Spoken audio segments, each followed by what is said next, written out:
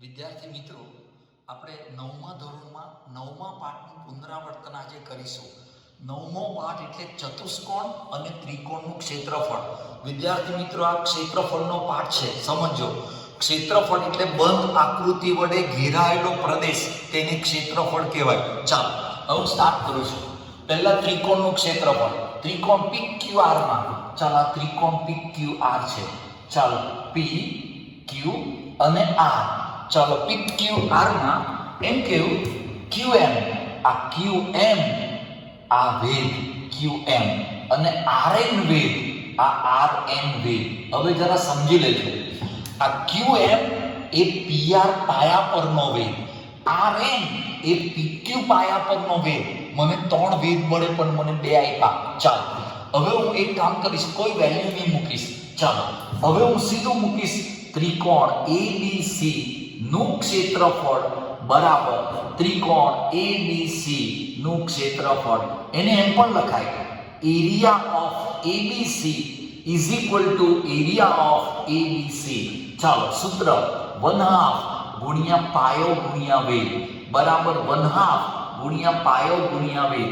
હવે કાળજી રાખજો, આ 1/2 કેન્સલ. પાયો, હવે પાયો QR નહીં આવે, પાયો PR. જો આ પાયો PR, આ પાયો PR અને એને અનુરૂપ વેગ એટલે QM, આ QM એટલે પાયા પરનો વેગ. ચાલો, પાયો PQ, ચાલો પાયો PQ અને એનો વેગ RN. બસ આ કાળજી રાખજો. સૂત્રમાં કાળજી, પાયો અને પાયાને અનુરૂપ વેગ દેવાનો. ચાલો, PR 15, QM 6, PQ 10 અને RN ને કરતા એટલે 15×6 = 10 બરાબર RN, એટલે કે RN બરાબર 9. મને 9 મળશે. ચાલો, એટલે ત્રિકોણ માટે કાળજી રાખજો, ત્રિકોણનું ક્ષેત્રફળ એટલે 1/2 ગુણ્યા પાયો ગુણ્યા વેગ અને પાયાને અનુરૂપ વેગ દેજો. ચાલો, સબાચક ABCD, આ સબાચક ABCD A B C અને D સબાચક. ચાલો, વેગ AM અને BM.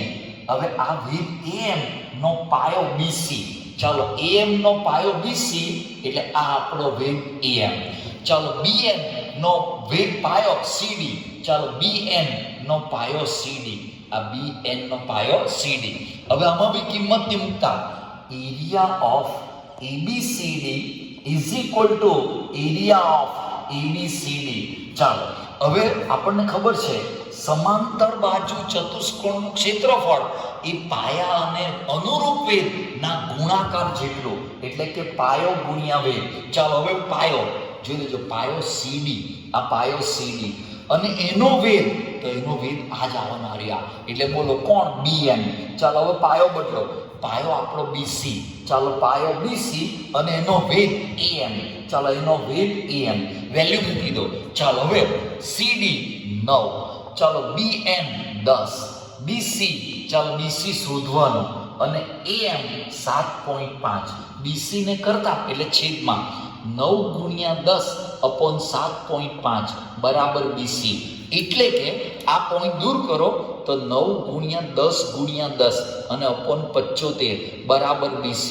2 50 અને 15 50, 2 50 અને 3 50 15, 3 તાલી 9, 3 દુ 6 દુ 12 માટે BC બરાબર 12 આવશે.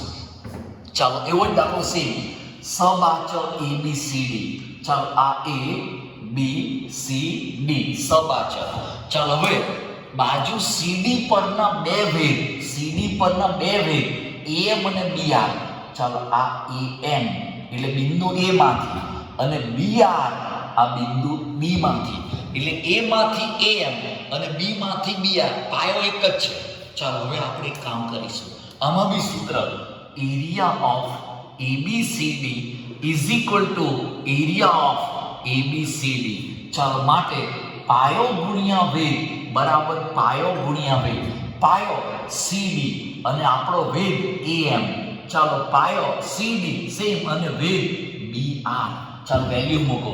ચાલો, હવે હું એક કામ કરું, મને AB 8 આપેલો, AB એટલે 8. હવે આપણને ખબર સમાંતર બાજુ ચતુષ્કોણમાં સામ સામે એકરૂપ એટલે CD 8 આવવાનું.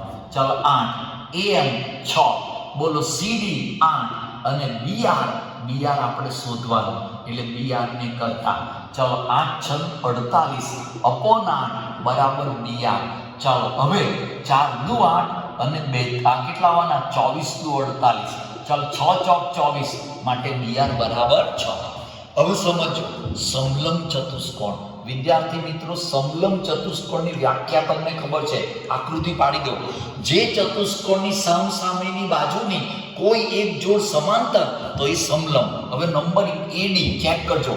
આ એ અહીંયા બી મૂકજો, બી અને સી ડી ચેક કરો.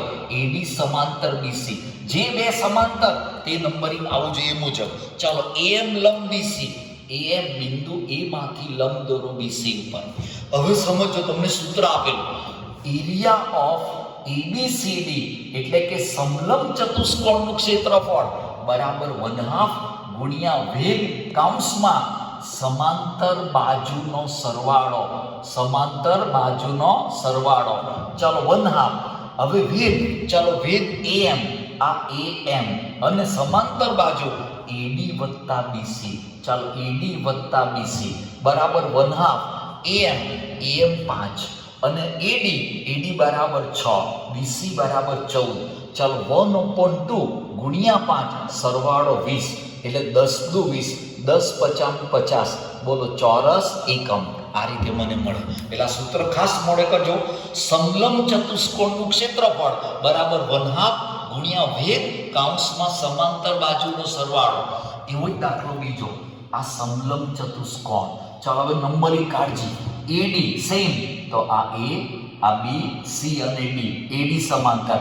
ચાલો AM લંબ BC, AM, ચાલો AM 5, AD 8 અને મને ક્ષેત્રફળ આપ્યું અને મારે BC શોધવાનું. આ BC પાયો શોધવાનો. હવે હું સૂત્ર મૂકું. એરિયા ઓફ ABCD બરાબર 1/2 ગુણ્યા વેગ AM હું સીધું મૂકું છું. કૌંસમાં સમાંતર બાજુ AD વત્તા BC. ચાલો એરિયા ઓફ ABCD બરાબર 50, 1/2 AM 5, AD 8 અને વત્તા BC. હવે ખાસ બીજ ગણિત. એક કામ કરો, ક્રોસ ગુણાકાર. 50 દુ 100 બરાબર 5 કૌંસમાં 8 વત્તા BC.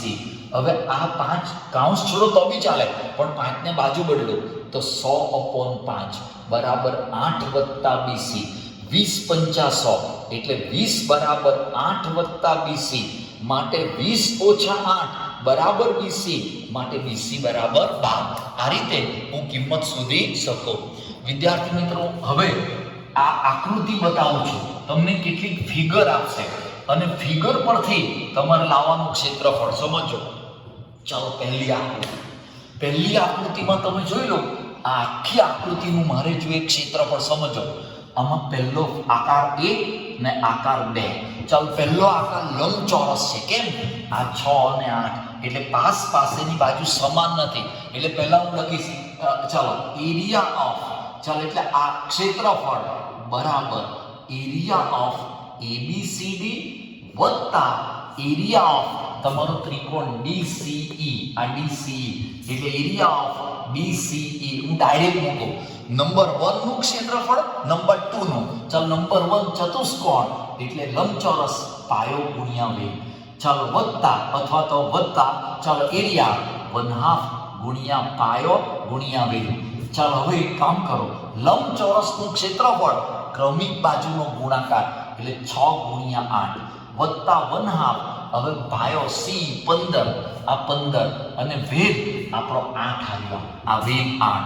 ચાલો બોલો 4 દુ 8, 8 × 48 વત્તા 15 ચોકું 60 એટલે 108 બોલો ચોરસ એકમ. આ સીધું મને મળ્યું. ચાલો હવે આની અંદર આ આકૃતિ જો સમલંબ ચતુષ્કોણ છે. પહેલો ત્રિકોણ, આ બીજો ચોરસ છે અને ત્રીજો પાછો ત્રિકોણ. સમજો 1 + 2 + 3 એટલે સમલંબ ચતુષ્કોણનું ક્ષેત્રફળ. ચાલો ક્ષેત્રફળ હું ડાયરેક્ટ મૂકું બરાબર. ચાલો એરિયા ઓફ AMD એટલે આ પહેલો ત્રિકોણ વત્તા એરિયા ઓફ ABCD અરે ABNM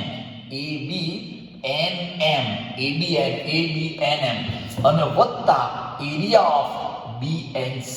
આ ત્રીજો ત્રિકોણ. પહેલો ત્રિકોણ વત્તા બીજો લંબચોરસ ચોરસ અને વત્તા ત્રીજો ત્રિકોણ. ચાલો 1/2 ગુણ્યા પાયો ગુણ્યા વેધ, ચોરસ એટલે L ગુણ્યા L વત્તા 1/2 ગુણ્યા પાયો ગુણ્યા વેધ. ચાલો પહેલામાં તમે જો પાયો 5 અને વેધ 12 એટલે 5 ગુણ્યા 12 વત્તા લંબાઈ આ 12 અને આ બી 12 સેમ એટલે 12 ગુણ્યા 12 ચોરસનું ક્ષેત્રફળ લંબાઈનો વર્ગ વત્તા 1/2 પાયો 5 અને વેધ 12 આ બંને સેમ આવશે. ચાલ 6 દુ 12 6 પચામ 30 વત્તા 144 અને આ 6 દુ 12 6 પચામ 30 એટલે 4 4 ને 3 10 204 ચોરસ એકમ. વિદ્યાર્થી મિત્રો હવે આકૃતિ સમજીને તમે લાવી શકો. હવે હું યાદ કરાવું, કાટકોણ ત્રિકોણનું ક્ષેત્રફળ એ કાટખૂણો બનાવતી બાજુના ગુણાકાર કરતા અડધું હોય. વિદ્યાર્થી મિત્રો આ ટોટલી કાટ ક્ષેત્રફળનો છે. એમાં તમામ આકાર ત્રિકોણ, સબાજુ, સમબાજુ, ચતુષ્કોણ. હવે સમબાજુ કઈ તો સમબાજુ ચતુષ્કોણનું ક્ષેત્રફળ તેના વિકર્ણના ગુણાકારથી અડધું હોય અને ત્યાર પછી સમલંબ ચતુષ્કોણનું ક્ષેત્રફળ બરાબર 1/2 ગુણ્યા વેગ કૌંસમાં સમાંતર બાજુનો સરવાળો. આ રીતે આપણે એરિયા શોધી શકીએ. વિદ્યાર્થી મિત્રો કાળજી રાખજો અને આ રિવિઝન છે, પુનરાવર્તન. હવે હું એક વિડિયો ખાલી જગ્યાનો મોકલાવીશ અને ત્યારબાદ પ્રમેય અને સાબિતીના પ્રશ્નો કરાવીશ.